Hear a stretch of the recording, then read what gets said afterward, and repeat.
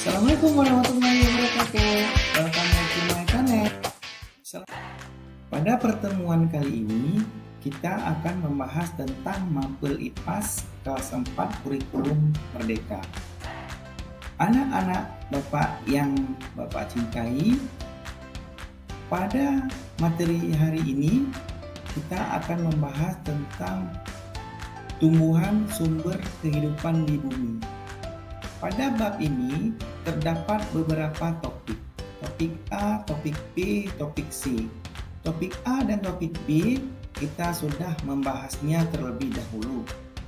Sekarang kita akan membahas yaitu topik C. Di mana pada topik C ini kita akan membahas tentang perkembangbiakan tumbuhan.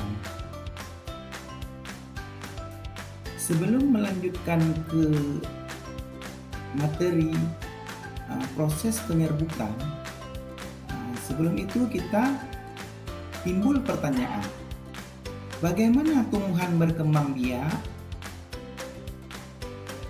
Apakah tumbuhan di hutan ditanam oleh manusia?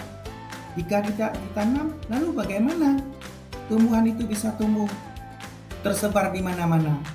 Siapa yang tanamnya? Bagaimana cara berkembang biakannya dan memperbanyak jenisnya? Untuk menjawab pertanyaan di atas, anak-anak Bapak yang Bapak sayangi, kita harus terlebih dahulu mengetahui apa itu proses penyerbukan. Tadi sudah kita lihat, tadi ada pertanyaan-pertanyaan. Untuk menjawab pertanyaan itu, kita harus mengetahui apa itu proses penyerbukan.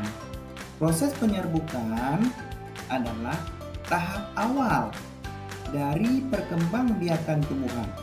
Jadi ini tahap awal untuk proses perkembangbiakan tumbuhan, sehingga tumbuhan itu bisa tumbuh di mana-mana.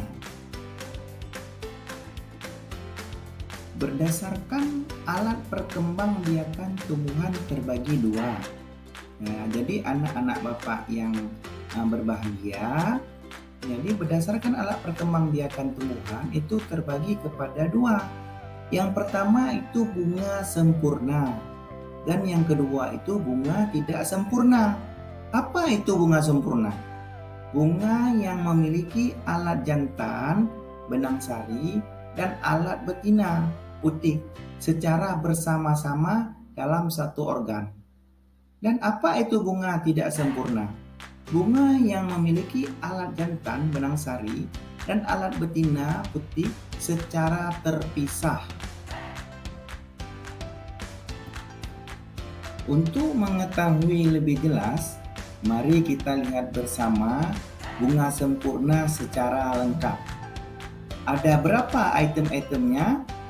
Ya, benar, ada 8.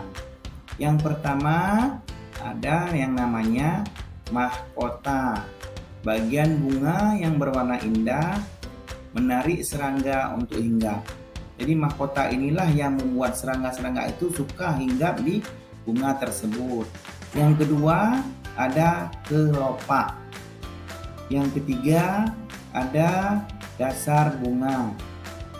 Yang keempat ada tangkai bunga, ada tangkainya.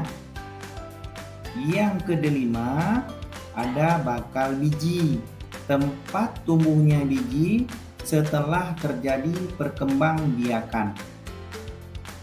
Yang keenam ada tangkai putih. Yang ketujuh ada kepala putih, tempat menempelnya serbuk sari. Yang kedelapan, serbuk sari, bagian alat kelamin jantan yang menempel di tubuh hewan, terbawa oleh angin, dan sebagainya. Setelah kita mempelajari bunga sempurna secara lengkap, selanjutnya kita akan pelajari tentang bunga tidak sempurna secara lengkap. Nah, di sini nampak jelas ada dua, bunga betina dan bunga jantan. Dia terpisah, tidak satu kesatuan. Jadi di sini ada kelopak putih, tangkai putih, bakal biji itu untuk betina. Dan untuk jantannya ada serbuk sari, kepala sari, dan tangkai sari. Jadi dia terpisah, tidak satu kesatuan seperti bunga sempurna. Setelah kita mempelajari bunga sempurna dan bunga tidak sempurna, di sini ada beberapa contoh bunga sempurna. Yang pertama ini ada bunga kembang sepatu. Yang kedua ada bunga kertas. Yang ketiga ada bunga matahari. Inilah bunga-bunga yang dinamakan bunga sempurna. Kenapa dia bunga sempurna? Seperti yang tadi kita jelaskan, bahwasanya dia satu kesatuan, tidak terpisah, putih dan lain sebagainya. Betina dan jantan itu satu kesatuan, tidak terpisah seperti bunga tidak sempurna. Setelah kita melihat contoh bunga sempurna, maka sekarang kita melihat contoh bunga tidak sempurna. Mana contohnya? Ini ada beberapa contohnya. Yang pertama itu pohon kelapa. Pohon kelapa itu bunganya terpisah, tidak satu kesatuan seperti bunga sempurna. Bisa dilihat bunga jantannya ini di atas dan bunga betinanya di bawah. Itu untuk pohon kelapa. Begitu juga dengan contoh pohon jagung. Pohon jagung juga seperti itu.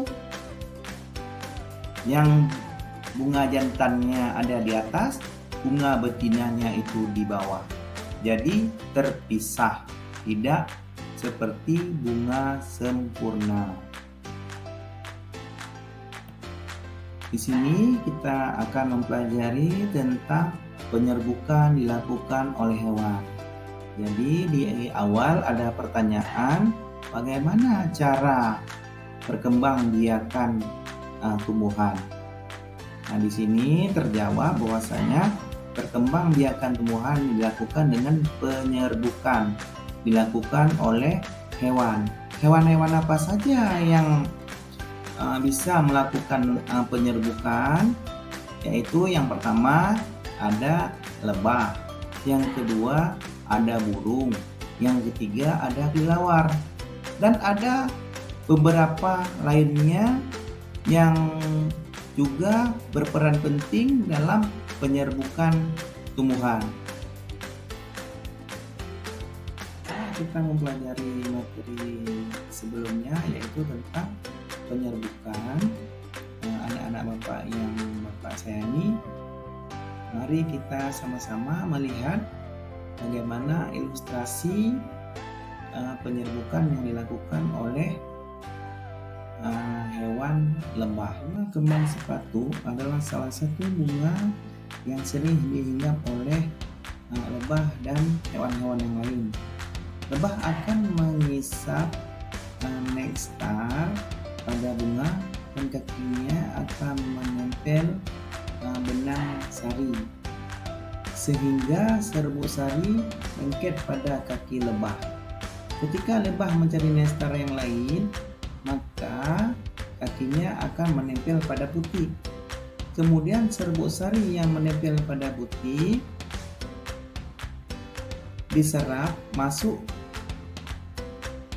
bertemu dengan bakal buah. Setelah bertemu dengan bakal buah, akan berbentuk biji. Ketika biji telah terbentuk, maka kelopak bunga dan benang sari rontok. Terbentuklah bunga yang baru. Sekian materi hari ini. Sampai jumpa di materi-materi berikutnya dengan saya Darmawan SPDI MPD.